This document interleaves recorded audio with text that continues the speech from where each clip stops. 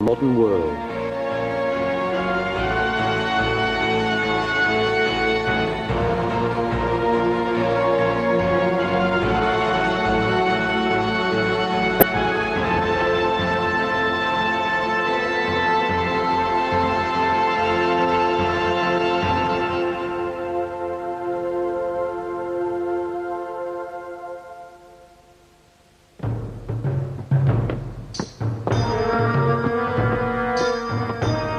The last years of the Empire of Byzantium were filled with stress and beauty. Faced with enemies, looking for friends, and always waiting for the ending. As it fell, Byzantium's ornaments, its arts and peoples settled on the West like sparks from a burning forest. Sparks that lit the Western world.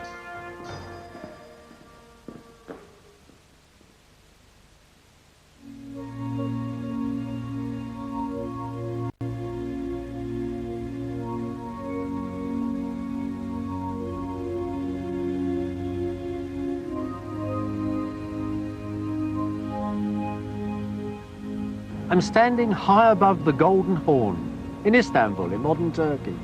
I'm standing right on the edge of Europe too. That's Asia over there. Now 800 years ago, from here to the Great Blue Sea was the most famous palace in the world.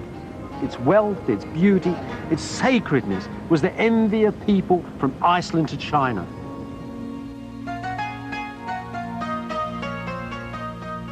Only the angels in heaven, the Byzantines had said, knew the date of the ending of this dazzling city, the capital of the Empire of Byzantium, which they called Constantinople. Late in the Middle Ages, though, in the last 2 centuries of Byzantium, when the Crusaders had half destroyed the city, and with the armies of the Turkish sultans closing in upon its walls, you didn't need to be an angel to know the end was very close. The broken Empire of Byzantium prepared to face its destiny. The emperors moved their palace here, to Vlakanai, right on the city walls. Here they could face all their enemies, the Turks, the Westerners. Here too was a great church and a most sinister prison, where half a dozen emperors were executed or blinded in terrifying family feuds.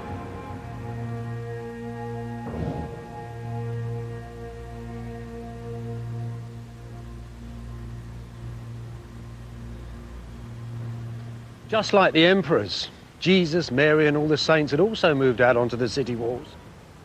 This is the great monastery church of St. Saviour in Kora, St. Saviour in the fields. In the last centuries of Byzantium, the city's greatest icons were in this church, waiting to be paraded round the walls in times of siege.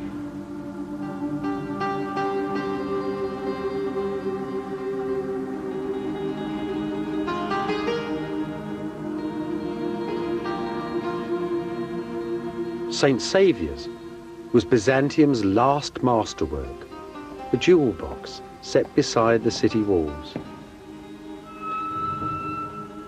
Inside these little city churches, many people found their individual answers to the most terrible dilemma that any culture has to face: the threat of annihilation, of the death of a nation. The imperial crown was stored here, alongside the holy pictures. It's said that on the last night of Byzantium, on the 28th of May, 1453, as the Emperor Constantine Palaeologus was praying, the Virgin Mary came down from heaven and asked him to return the crown to her, as God withdrew protection from his holy city.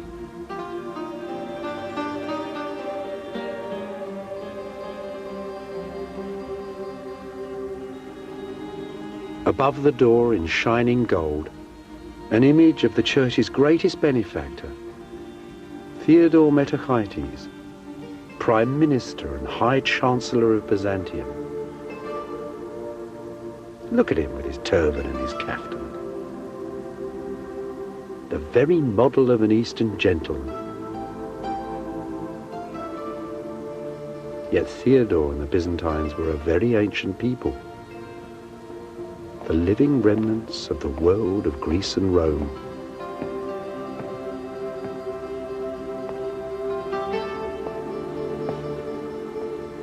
Even by Theodore's day, though, by the 1320s, the great Chancellor had come to the conclusion that Byzantium's ancient heritage was quite exhausted, that all one really had to do was to wait and pray and silently endure. His church is a meditation on eternity.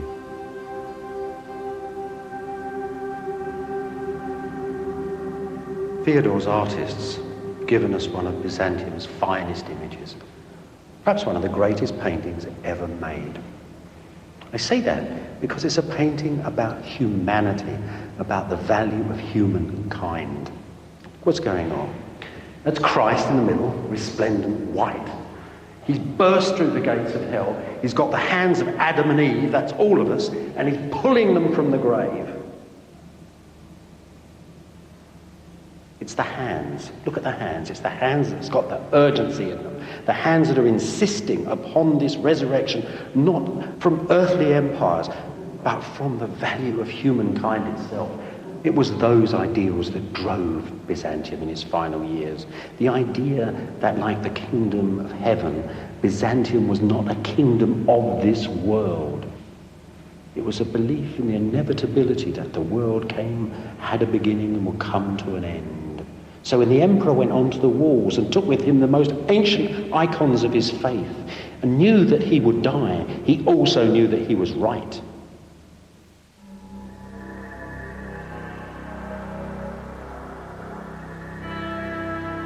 Many Byzantines believed that if an enemy ever broke through these vast old city walls, the very statues of the ancient emperors would come alive and drive the invaders from the city. For them, Constantinople was a sacred city, the center of the world, inviolable. Yet they too could see the Turkish armies drawing ever closer and their ancient city descending into ruin.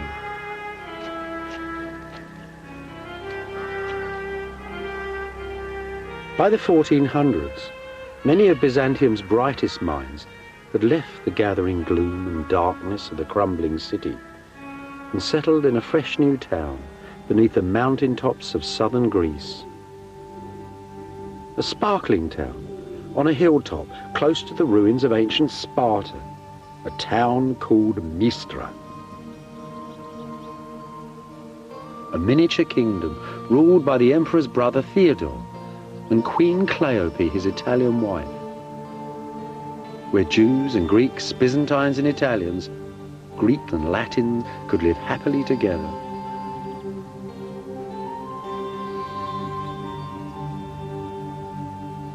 One of the lovely things about Mistra is how small it is, how tiny, how human. Everything here is democratic. As you walk down the street, you'd have bumped into everybody. You might have seen Italian merchants. You might have seen beautiful Queen Cleope walking amongst the flowers. And you might have seen the retired Emperor John, here to visit his family, now a monk buzzing busily from church to church. At the hub of Mistra's life was a charismatic teacher from Constantinople, a follower of Plato, the ancient Greek philosopher, a man called Plethon.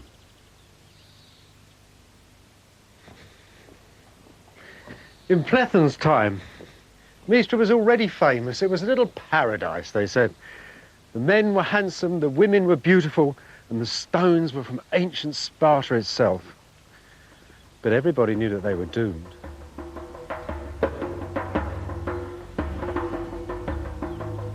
Here, Plethon founded the last academy of Greek philosophy. Here, he taught future patriarchs of Constantinople and future cardinals of the Church of Rome as well. as they mingled with the philosophers of late Byzantium. For a brief while, Western visitors to Mistra witnessed the last flowering of the living world of ancient Greece.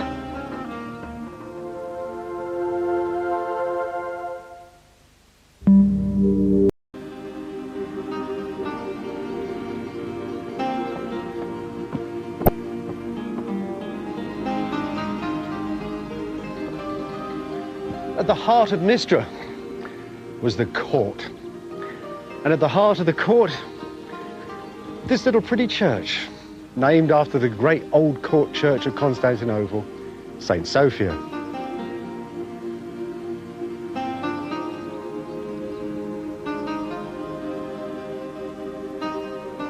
There's not much left here now. Just Christ up there on the wall, and a few beautiful fragments of marble. Most of the church has been stripped out completely. There's even a little double-headed eagle still up there, the double-headed eagle of the last emperors of Byzantium. But the real treasure is here on the floor. Look at this. See that? That stone there, that purple stone, that's Imperial porphyry. That's a stone, well, it's the half-magical stone of Byzantium. When this church was built, it hadn't even been mined for 1,000 years. Yet little chippings of it were taken around the world and set in floors like this. It was the stone in which Roman emperors had been born in rooms that were covered in it. This, though, was probably the very stone where the last emperor of Byzantium was crowned. Constantine Palaeologus, the last ruler of Mistra, was crowned here on the 6th of January, 1449. 3 years later, he died fighting on the walls of Constantinople as the Turks took the city.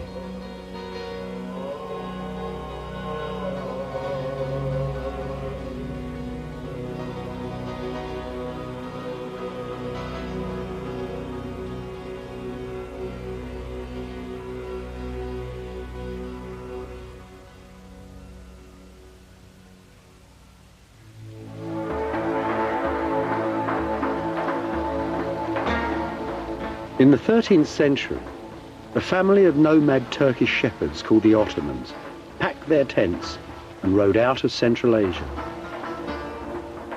2 centuries later, the Islamic armies of the Ottoman Turks, commanded by members of that same family, had conquered most of the territory of Byzantium and a large part of Southeast Europe too. The centre of this enlarging Turkish empire was a city at the borders of modern Greece and Turkey, the city of Edirne, the capital of the Turkish sultans.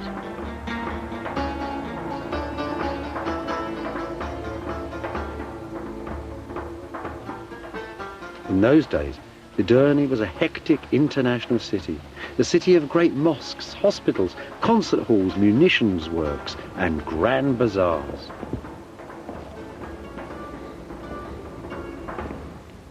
This is one of the colleges of learning at Edirne.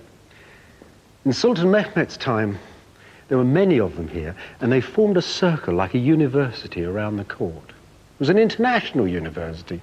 There were Italians here teaching the Sultan's children how to speak Greek. Byzantine nobles sometimes sent their children here for a good education.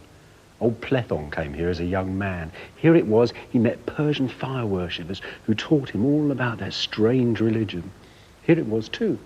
He first read the works of the ancient Greek Aristotle. Clearly this dynamic, international, rich, powerful society was far more than a match for the poor old empire of Byzantium.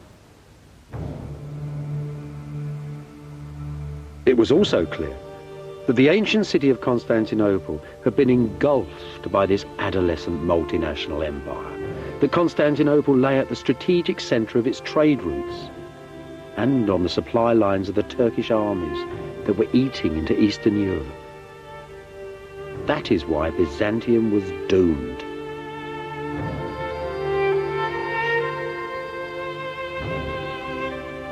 In 1438, the Emperor John VIII sailed out of Constantinople in a last attempt to beg aid from the reluctant West in his struggle with the Turks. After 77 days at sea, the Imperial convoy arrived at the friendly port of Venice.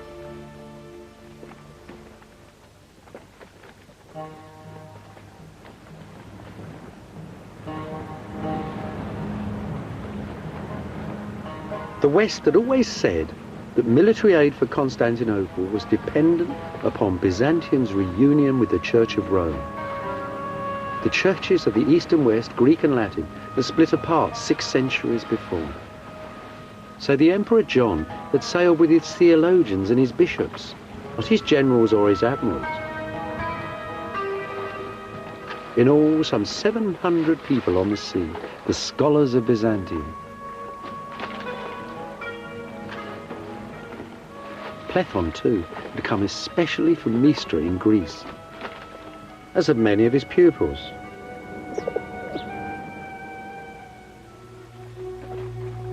But there was plague abroad in northern Italy. 2 Byzantine bishops perished in the first weeks of negotiations.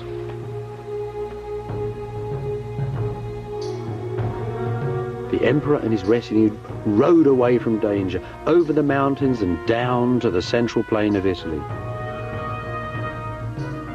Here, perhaps, at Florence, they might forge that union with the West that Byzantium so desperately needed.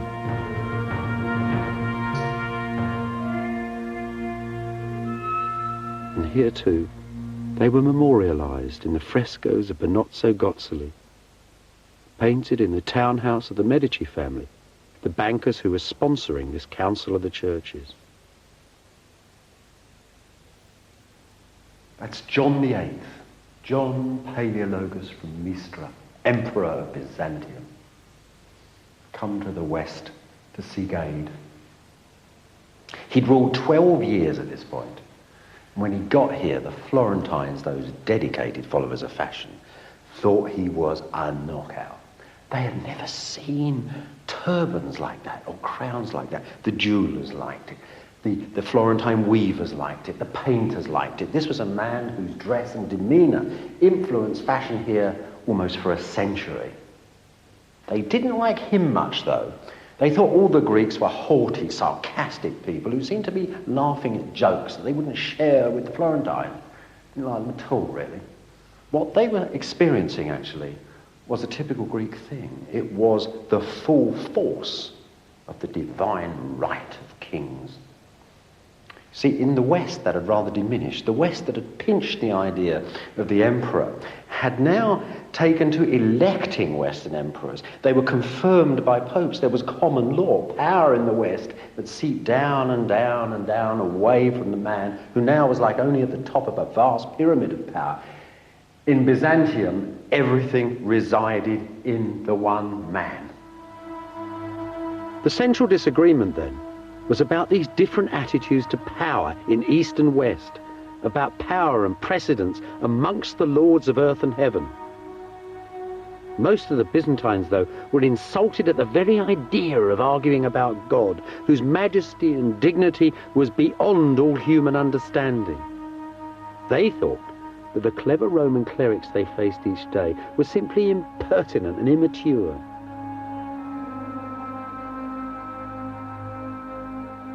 After a year of recrimination and debate, the Emperor John, still desperate for military aid, simply ordered his delegation to agree to most of the West's arguments.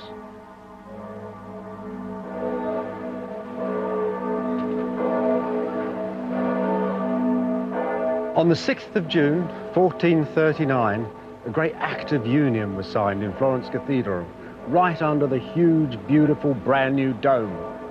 An act of union between 2 churches, between the Pope of Rome and his assembled clergy, the Emperor of Byzantium, and whichever of his Greeks decided to turn up that day.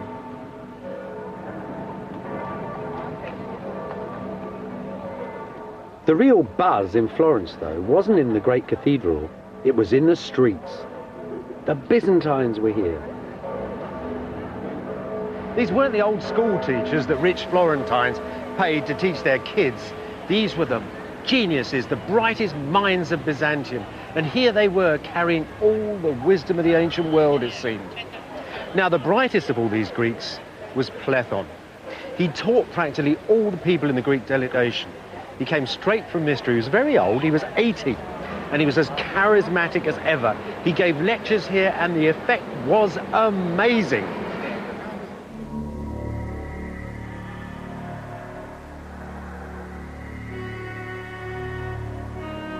Back at Constantinople, though, the union with Rome caused riots. Italian priests were insulted in the city's churches, and Western Europe sent no aid.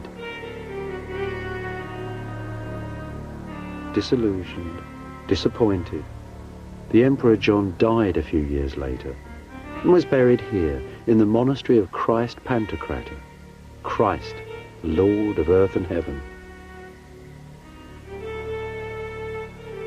And at this same monastery, Gennadius the theologian preached that the union with Rome would bring down the wrath of God upon Byzantium.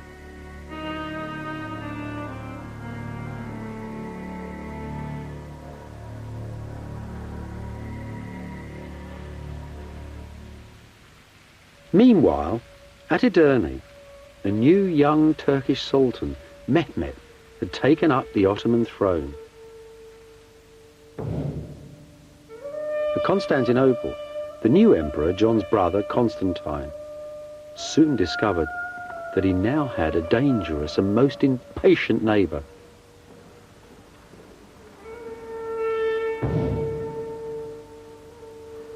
In April 1452, there was a huge row at the court of Sultan Mehmet II.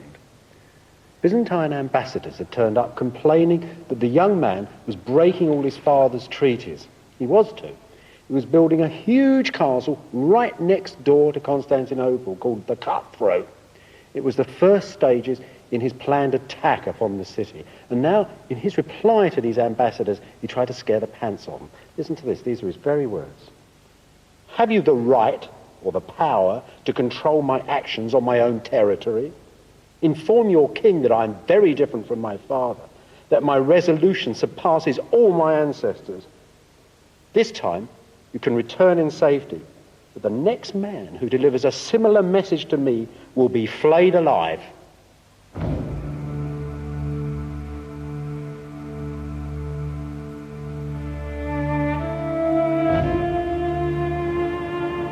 Back in Constantinople, the new emperor, Constantine XI, reluctantly composed his reply. It is clear, he said to the Sultan, that you desire war more than peace. So let that be your desire.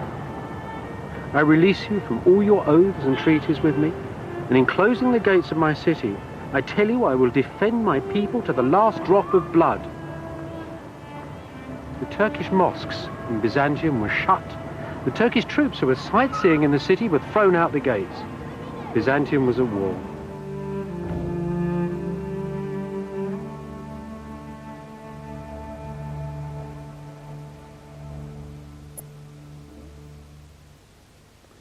Mehmet was actually very touched by Constantine.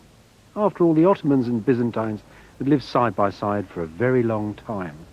They'd fought together in wars. They'd intermarried. But Mehmet was also very determined. Listen to his reply. I shall take your city, he tells Constantine, or the city will take me. If, however, you admit defeat and withdraw, I will give you Mystra and its province, and we shall be friends. If you deny me peaceful entry, however, I shall slay you and all your nobles. I shall slaughter the inhabitants of your city and allow my troops to plunder it. The city itself is all I want, even if it is empty. Constantine's reply was brief. You may have anything you want of me other than the city. I will not flee from it, nor will I evacuate. You may have anything but the city. For the city I would rather die than live.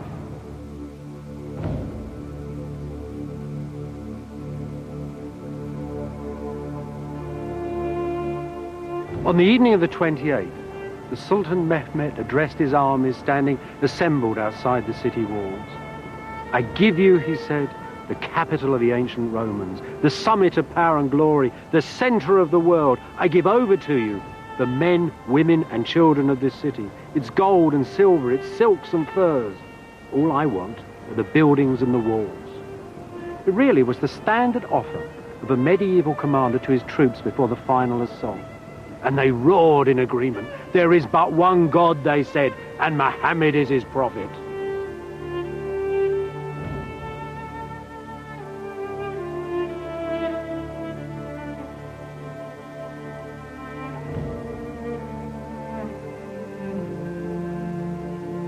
On the fringe of empire, high in the mountains of northern Romania, contemporary Byzantine artists made precious records of the fall of Constantinople.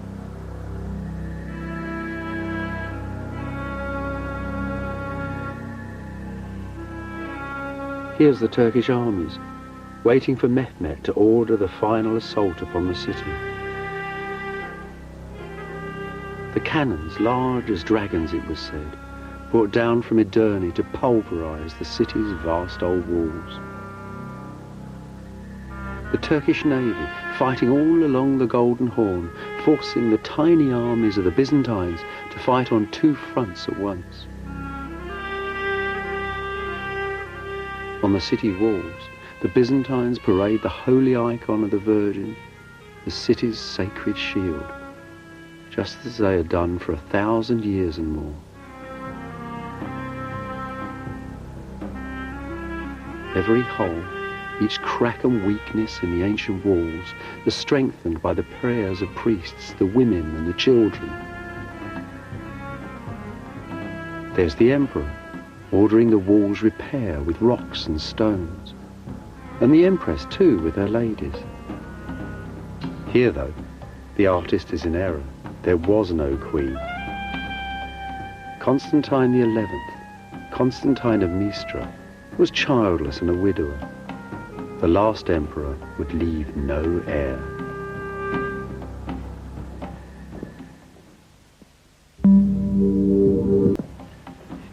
On the last day of Byzantium, an eerie quiet fell over the city. Mehmet had told the Turks to rest for a whole day before the last assault. He gave the emperor time to walk with all that was left of the armies and nobles of Byzantium once again into the great church, and there, after all their arguing at Florence, the Greeks and the Latins joined together in a last service, and the emperor went to the altar and was given the last rites. Then he walked back to the palace, and there he made a speech to his commanders.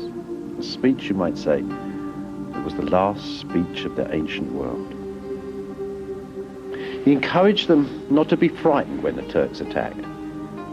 He said that their ancestors, the ancient Romans, were terrified when Hannibal's elephants had charged towards them, that they hadn't run away.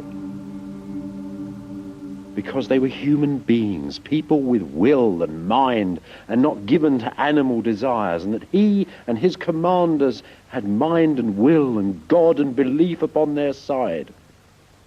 It was those beliefs of mind that stem back to Greece and Rome and fuel the modern world. And then Constantine, the 11th of that name, went with his men back to the outskirts of his empire, to the walls now of his city. And there he died, the ruler of Rome, the king of Christendom, and the emperor of Byzantium.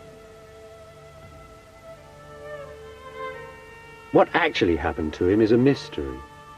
Turkish historians tell us only that the emperor was very brave.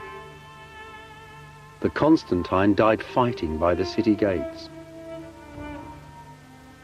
"The city is taken," he's supposed to have cried, "and I'm still alive." And he ran off towards the battle and into the flash of legend. The man then killed 10 pashas and 60 soldiers with his lance, and at the end poor Constantine was toppled from his horse and cried to God Almighty, the creator of the universe. And the Turks cut off his head and stuck it on a pole.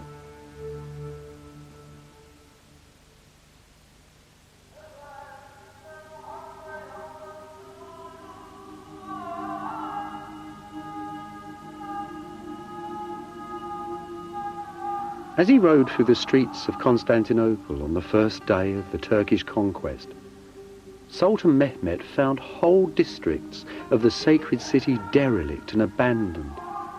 saw hovels and graveyards built amongst the ruins of its legendary palaces.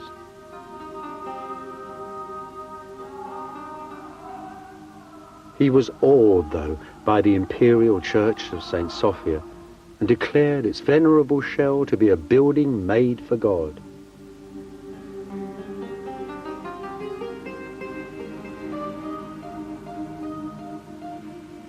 So the Church of St. Sophia, the Church of the Divine Wisdom, was converted to the Mosque of Hagia Sophia, the Mosque of the Divine Wisdom.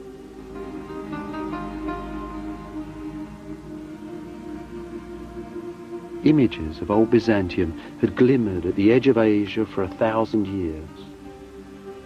Now new ghosts, new legends and new peoples came to haunt its fabled stones. Legend tells that Mehmet rode into St. Sophia on his war horse and placed his finger in this magic column and spun the church around to face Mecca for the call to prayer.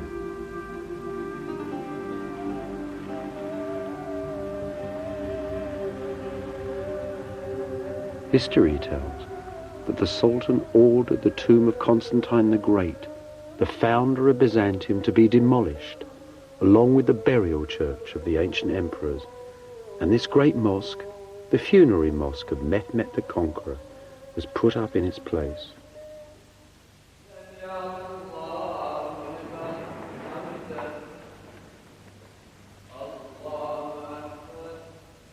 Yet Mehmet, a humane and sympathetic man, still wondered at this ancient ruined city and its unyielding inhabitants.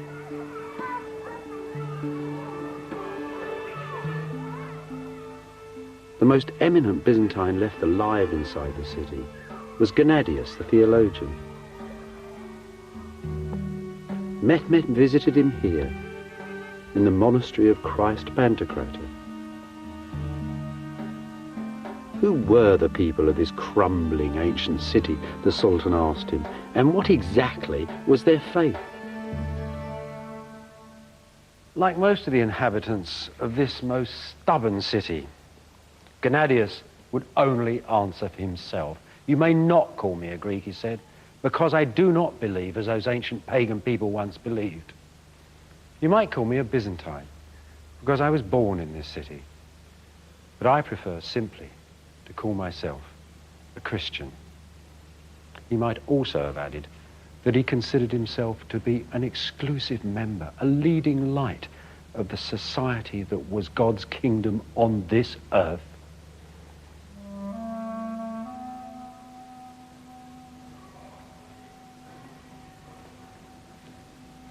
Mehmet was pleased enough with the old boy's answer to give the penniless church a bag of gold, make Gennadius its leader, to give him a white mule, and to give him authority too over all the Christians of his empire. It was an arrangement that lasted for 4 centuries.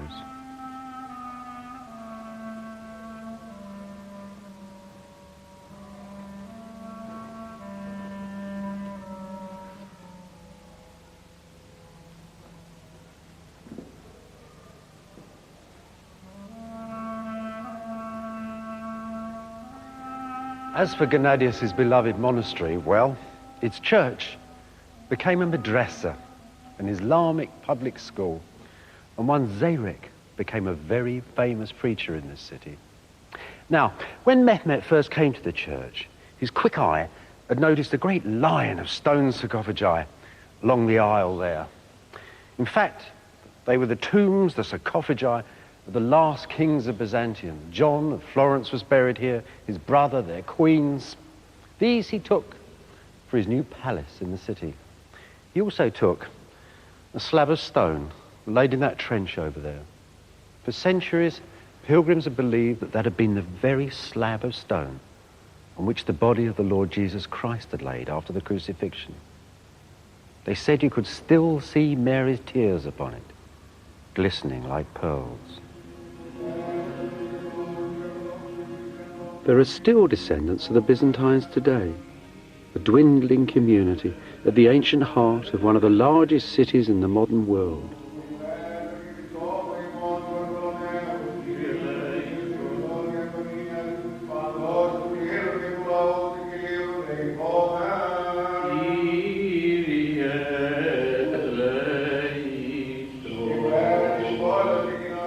Their worship in this sole surviving ancient church is guaranteed by the proclamations of ancient sultans hanging on its walls.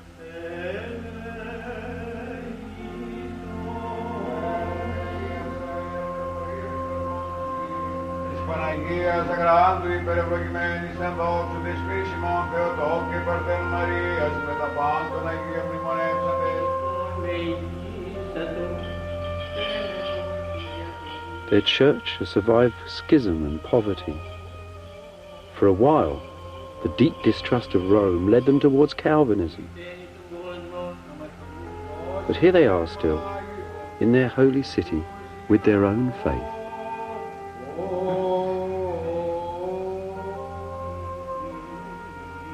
Scattered too through myriads of monasteries and far-flung churches, pale shadows of the ancient earthly empire of Byzantium.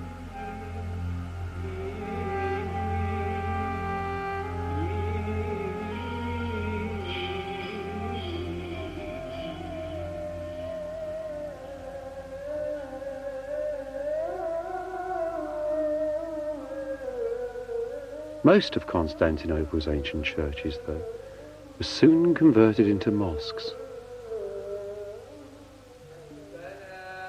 This little mosque was once a chapel in the ancient palace of Byzantium.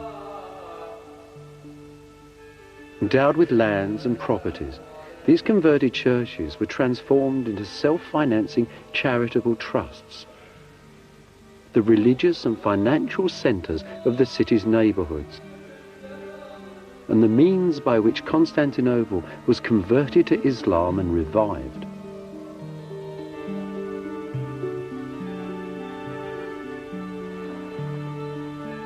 Under Turkish rule, Constantinople was to become a rich and thriving city once again, the centre of a mighty empire, just as it had been 1,000 years before.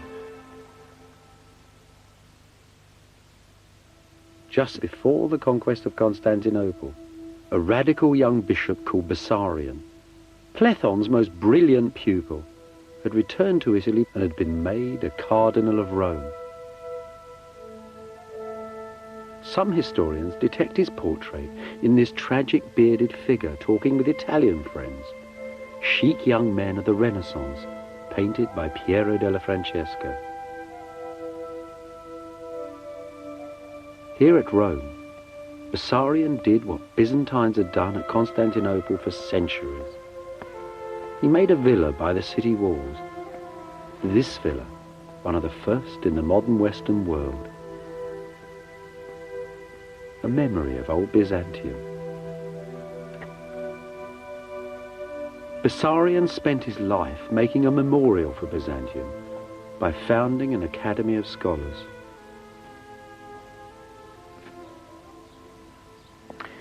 You know, I suppose Bessarion bought his academy here when it got very hot in the summer months. This academy was a group of people who he'd gathered around him. Some were exiled Byzantines, many of them were Europeans, but everybody who could help him hold the identity of Byzantium together for as long as possible. Poets, artists, writers, translators, all sorts of people.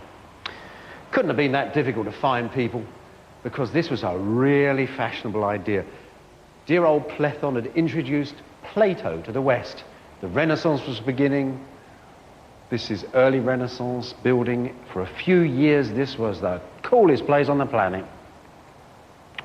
So you've got to think, perhaps, this was the place too, where one day in the summer, 1452, Bessarion sat down to write to Mistra. He was writing a letter of condolence to Plethon's sons. The old man had died with the spring flowers in June of that year. Bessarion wrote a letter, such a letter. He said that Plethon had been his teacher, his father and his friend. It was one of the last authentic letters of the ancient world. After that, Byzantium became something to be seen in libraries and museums. Above all, Bessarion preserved the dream. He gathered the pure air of Mistra, the ideals of Constantinople, the energy of ancient wisdom, and made a single beauteous image of that most complicated empire.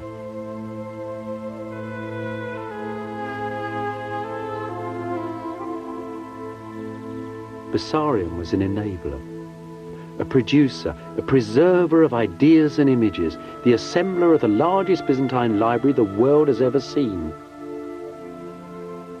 A collection whose fragments are still stored in the great libraries of the West.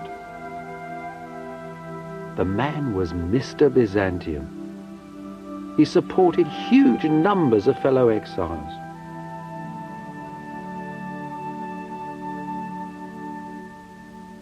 He also used to place refugees all over Europe in jobs.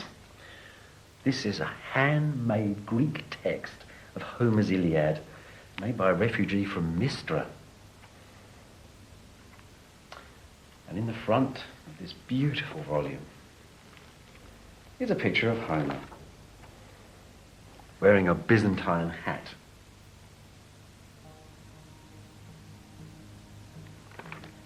The West had seen nothing like this flood of wisdom that was pouring from Byzantium. Homer, ancient Roman law, and a myriad of other texts. And they'd seen nothing like Bessarion's academy. Part of the modern world, its science and its scholarship, was started by these exiles from Byzantium. Plethon and Bessarion first taught the West old Plato's heady individualism that so fills the modern world. Bessarion, too, told a Westerner about an ancient text that inspired Columbus to sail west from Europe on the east wind to America.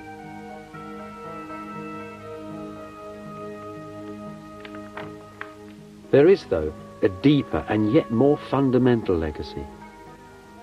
A vision of a universal order that stretches back through Byzantium, through Roman Greece to the Bible and the most ancient East. A vision that still fills the world today. A vision that exiled Byzantine artists drew out for us in dazzling detail at Voronezh, the most beautiful of Romania's lonely monasteries. See that cross there in the middle? That's the cross of our Lord standing on the holy throne of Byzantium, the center of the world. To the left is good, paradise. There's all the lords and ladies of Byzantium pressing through the pearly gates. On the right, hell, the Turks and everybody else, all the bad people struggling to get out. Good and bad, plus and minus, past and future, with heaven above and hell below, and pure energy at the center. A structured universal order that the modern world still understands and uses every day. And if there's nothing there that you can see from the modern world, just look at those demons, as black as SS officers, prodding their victims towards the ovens. That's a hell we made reality. And look at that over there in paradise, the tree of life, the center of man's wisdom, the very plant that the god Gilgamesh 6,000 years ago in ancient Ur in Mesopotamia searched for. To him, the elixir of life was understanding. For us, perhaps, it's penicillin. Then again, there's something here that's unique. Above all the bustle of the world, the lords and ladies, the gods and demons, coming through and behind the very scroll of time itself, the Lord of the universe. The heart of the atom, heaven's order in a grain of sand. Byzantium's fundamental legacy, this image of a universal structure. The universal order is as basic to the order of the modern world as is DNA to every individual in it.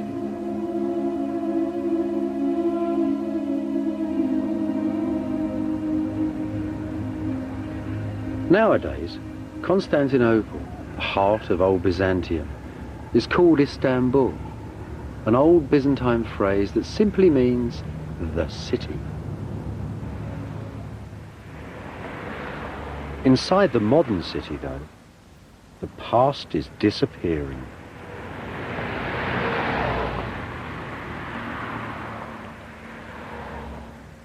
Ruins are often melancholy, but they should seldom make you angry.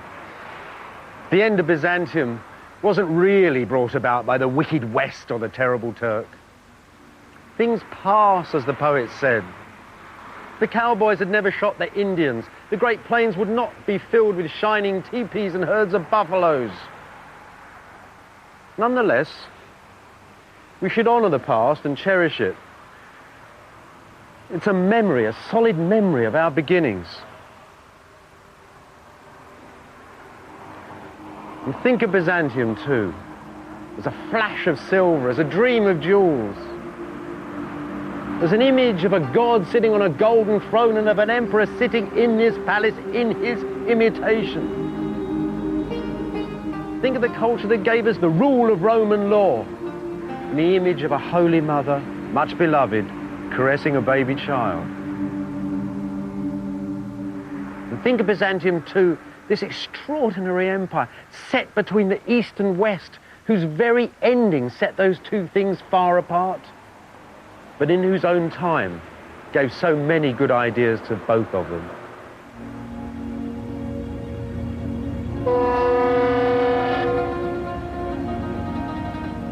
When sailing from Byzantium, listen to the city's fading sounds. Visit in your mind its golden images and all the shadows of its history. And as you wave goodbye, you'll discover that you can never really leave the past behind.